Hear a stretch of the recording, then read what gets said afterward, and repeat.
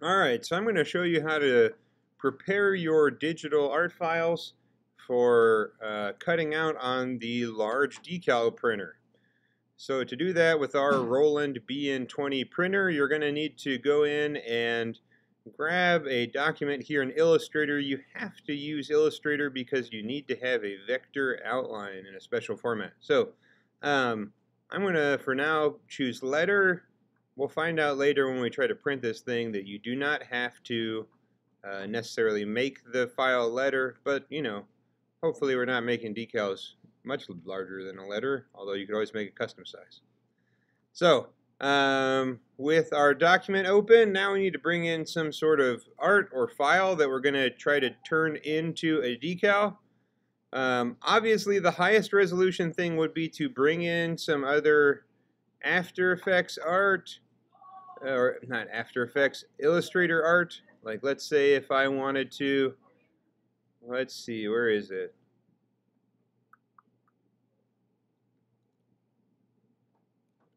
Right? If I wanted to take this picture of my head that I did in vector, I can grab all my assets, bring it into this new sheet where I'm getting ready to make a decal, and half the work's already done. But we have to add something called a cut contour line. So to make a cut contour line, what we're going to do is take this layer, we're going to duplicate it, and this is just one way of doing this process. There's a million ways to do this. What I want to do is make an outline around this that's just a little bit outside of where my image is, and I want it to be nice and smooth because that way it'll stick to the wall better. So with this one turned off and locked, I'm going to grab this one on top here, select it all, and I'm going to, where is it? Here. I don't have my window the right way. Let me go back to Essentials, Workspace Essentials. Yeah, I'm going to use Pathfinder. I'm going to join these things all together and make one big shape. I mean, it's white right now. We could make it easier to see. It doesn't really matter. What we can do with this path, though, and if we want to clean this up, we can go in and get rid of all these little lines and things by using the Shape Builder tool here. Now it's just one nice outline. Okay. So I want to go to Object, Path, and I want to take that and I want to create an offset path. And this is where I get to decide how much white space I want around my artwork, right? I can go in, say I want 10 points. It's a little bit more, try 20. We'll say OK to that. Now that we have this line here that is outside of my original image, we're going to do something maybe a little strange. We're going to go into our colors here, and we're going to create a new swatch because we have to create a special color that the printer sees and it cuts out the line.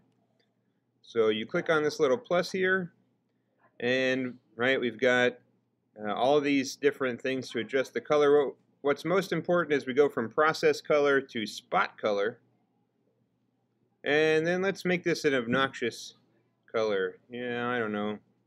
Seafoam green is kind of obnoxious, so we'll make that this guy.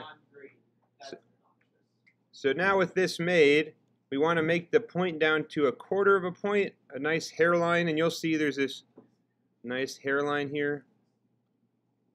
And the other thing I need to do that I forgot to do is when you make this color, you have to name it something special.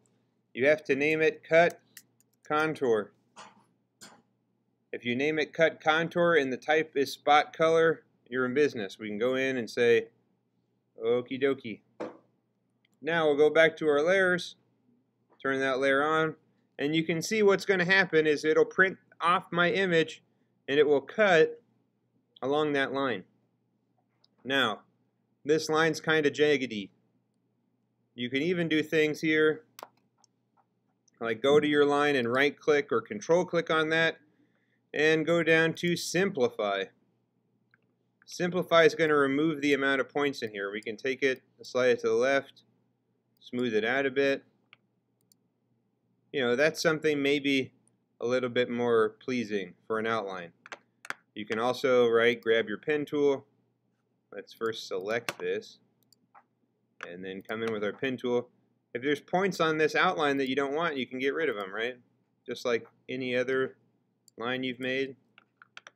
You can even come in here with that anchor point tool, you know, adjust the arcs of these curves if you want. Right? The nice thing about anchor point is you can move them independently. So, you know, making a smoother outline for whatever it is you print off. So that's one way of making an outline. That's maybe the harder one. When you're done, you want to go and click on File, Save As. You're not exporting. You're just saving it in a way the printer can read it. So you need to save it on your computer, and it has to be on your computer because you have to send the file. Instead of Adobe Illustrator, the printer has to have this saved as an Adobe PDF. You can go ahead and click Save. And there's going to be a lot of stuff that pops up here. Since we're preparing this for the printer, if you want to make sure your colors are accurate, you can go in here and choose All Printers Marks.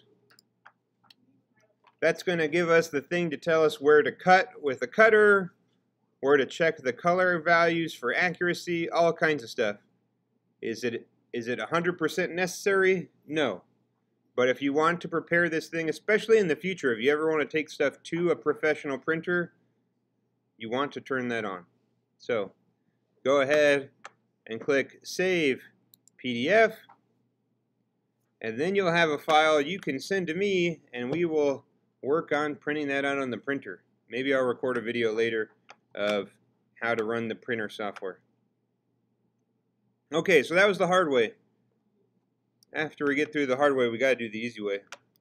And the last time we did it with some vector art. Well, what if we do it now with an image? Oop. Why is it not letting me delete all these? Delete. Yes. Delete.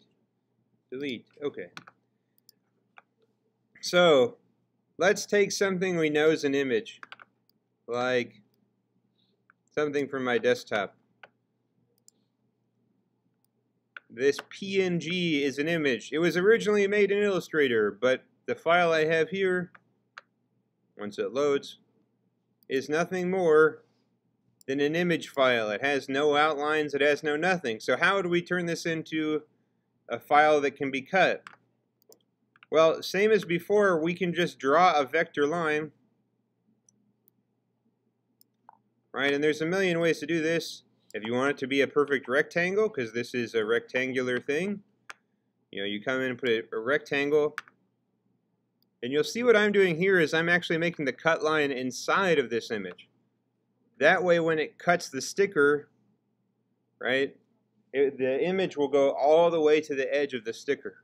It won't end before the cut line. We call that bleed. So I will grab this, and now that I've got this rectangle, I'm going to go to its properties, and I want to make sure the stroke is that CutContour color that I made before, right? And if you want a refresher, important thing, it has to be named CutContour. It has to be a spot color, not a regular process color. And then it can be any color you choose. I choose lime green because I know there's not any lime green in my design. That lets me see where the cut line is going to be. And even though this is just an image, you can do the same thing. Remember, go to File, Save As, on your computer, PDF, and name it something, right? Shopping is a feeling. Again, I'm going to go ahead and be nice to my printer and show all printers marks. And that's really it. You'll see when we go into my documents here, or where was I saving these, on the desktop? Even worse, the downloads folder. Right, what it produces, if you give it a second,